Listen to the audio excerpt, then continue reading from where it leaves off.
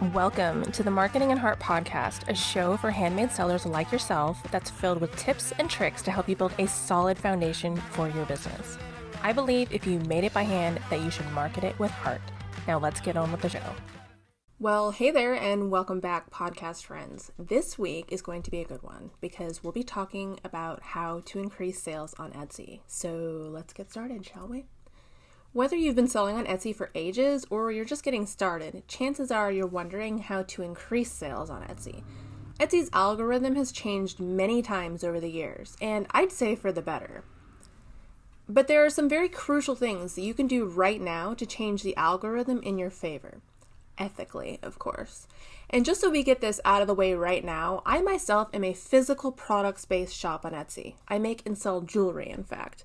I mention this because I notice a lot of the information out there is geared more towards printable and print-on-demand shops, and unfortunately, a lot of the advice just doesn't work as well for physical-based products. So here are 8 tips to help you get more sales. Let's go. Tip 1. So if you want to boost Etsy sales, the very first thing you need to hone in on is your target audience, your niche, your tribe, your little group of people. Do you know who they are? Do you make products just for them?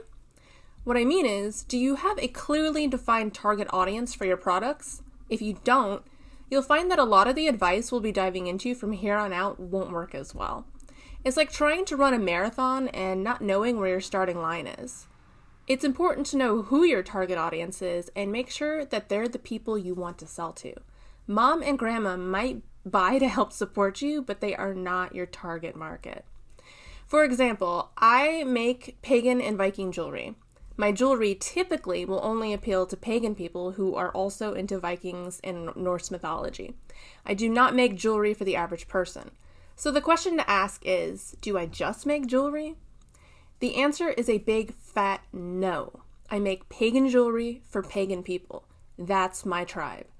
Now, who do you make your products for? If you don't know, take a step back from your product and question, is there a theme or a style to it?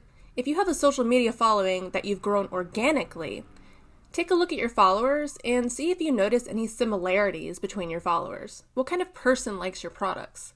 That's who your target audience is. And this is who all of your marketing and branding should be for.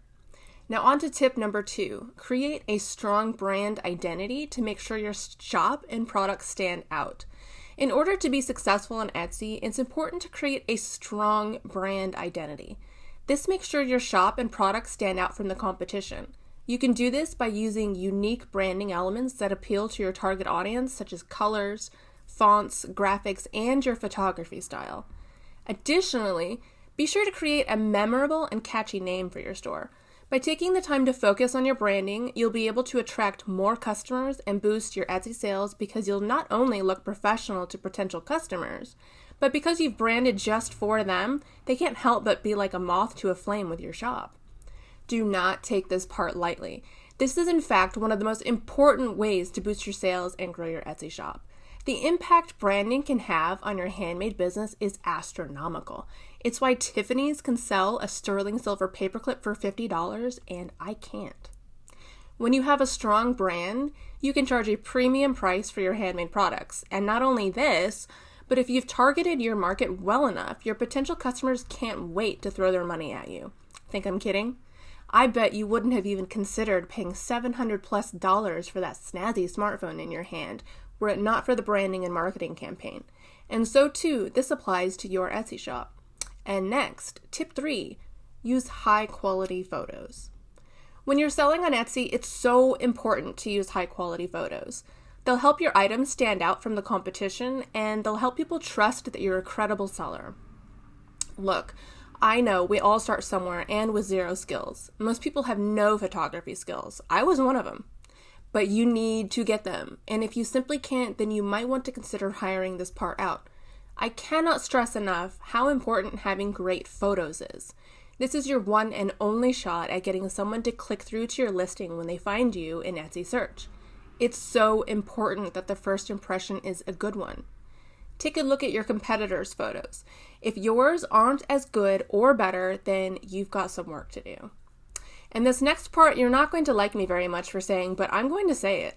While your phone is good for some pictures, nothing compares to shooting photos with a 50mm lens in RAW using a DSLR camera. This will cost you between $400 and $600. This is a worthy business expense, especially if you're serious about growing your Etsy shop. I use a Canon EOS Rebel T6 DSLR, and I bought that sometime in 2019, and I don't believe that this camera is available anymore.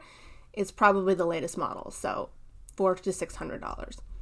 You'll most likely need some training to use a DSLR camera, but I can't stress enough how imperative of a handmade business skill it is to be able to shoot good photos of your products. So here are a few tips for taking great photos. Use good natural light right near a window. That's always best. Get yourself a couple of white poster boards to reflect or block light, and never take photos in direct sunlight. Use a tripod for stability. This will help keep your photos from being blurry or pixelated. And lastly, edit your photos using software like Lightroom. Now, I want to emphasize that when you use a DSLR camera and you shoot in RAW, you have the ability to edit every single thing in that photo. As opposed to a JPEG where the whole image is flat, when you adjust the brightness, the entire picture is affected. Whereas if it were in RAW, you could adjust the brightness in just one little spot. And that goes for everything that you can edit. You can edit tiny little spots, and that is exactly why you should be photographing in RAW with a DSLR camera. So next is tip 4, is to research your competition. In order to be successful in any business, it's important to do your research. This includes researching your competition. By taking the time to learn what they are doing, you can develop a plan to differentiate yourself and stand out from the crowd. There are a few key things you should focus on when researching your competition. First, look at their Etsy shop, their product keywords, photography style, their website if they have one, and social media pages. What kind of content are they publishing? How is their website designed? What kind of tone do their social media posts have? Next, take a look at their products. What do they offer that you don't? How are their prices compared to yours? What are their strengths and weaknesses? Finally, consider who your target audience is. Who does your competition appeal to? Are there any segments of the market that you can target that your competition is not reaching? Where are your competitors weak and where are they strong? If you can, make their weaknesses your strengths, and this will help your business stand out from the crowd. Tip 5, write great Etsy product descriptions. A well-written description can make the difference between a sale and no sale. Here are 6 tips to help you write great descriptions for your Etsy products. 1. Your headline is the first thing potential buyers will see, so make it catchy. The goal is to intrigue buyers enough that they will want to read more about your product. 2. Describe the product in detail, using specific adjectives to help buyers visualize what they're buying. For example, if you're selling a scarf, describe the color, the fabric, the style. Number 3, tell a story about the product. Use descriptive words to paint a picture in your buyers' minds. For example, if you're selling that scarf, use words such as soft or beautiful. Number 4, describe the product's purpose. Use words that describe how you use the product and how it will benefit your buyers. For example, back to the scarf, describe how it can be used to keep warm in the winter and cool in the summer. 5, explain what's included with the product. And lastly, number 6, give the product measurements. Next is tip 6, making use of Etsy SEO and keywords. To get the most out of your Etsy shop, it's important to use SEO, which is short for search engine optimization. Here are 5 tips for doing just that. 1, never ever, under any circumstances, guess your keywords. Use a tool like eRank or Marmalade. If you're unable to do that, use the Etsy search bar. To do this, just enter a keyword that describes your product and see what Etsy shows in the dropdown. This is the least effective way to do research though, and it's one I do not recommend. 2, use relevant keywords in your shop announcements. This is basically your meta description in Google. A meta description is a short blurb just below the page title in Google. It's typically what you read, and it's what gets you to actually click the link to go over to the page. So it's super important. Number 3, include keywords in your item titles and tags. No need to repeat unless you can't get around it. And remember, no keyword stuffing. 4, use keywords in your product descriptions. Etsy announced recently that it's now using keywords found in your descriptions to help you rank in search. Again, I truly emphasize that you should not be keyword stuffing. Anytime you use keywords, make it natural. And by that, I mean you should add them into what you've already written. This way, it looks more natural and you can edit if needed. Number 5, this last tip is just to let you know that I have an entire blog post about SEO, which I recommend if you want a deep dive into learning and implementing Etsy SEO. You can check the show notes for that. And on to tip 7, use social media to promote your Etsy shop. There are many different social media platforms that you can use, including TikTok, Facebook, Twitter, Instagram, and Pinterest, among others. Each platform has its own unique features that can be used to promote your shop.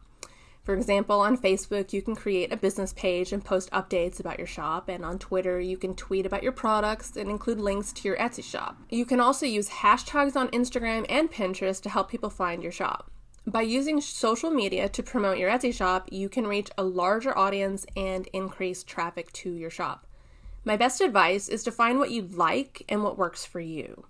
Most gurus out there tell you to be where your customers are, and I can tell you that your customers are pretty much everywhere. You should choose what you like because you're going to be spending a good amount of time with it. If you hate it, it might start affecting how you feel about your handmade business overall. I've tried pretty much all of the social media networks, and I know myself well enough that TikTok is really not my jam, but it might be perfect for you.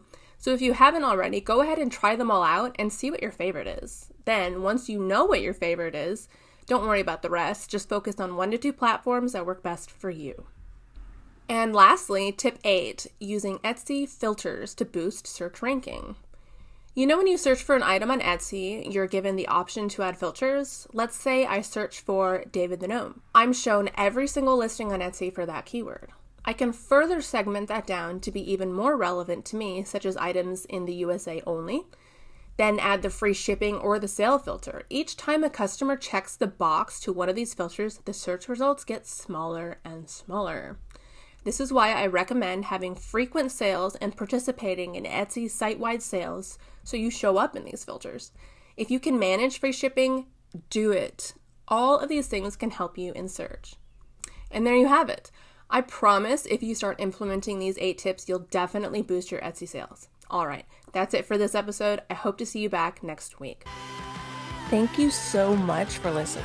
If you're looking for more ways to grow your handmade biz, why not head over to my website at www.marketingandheart.com. See you there.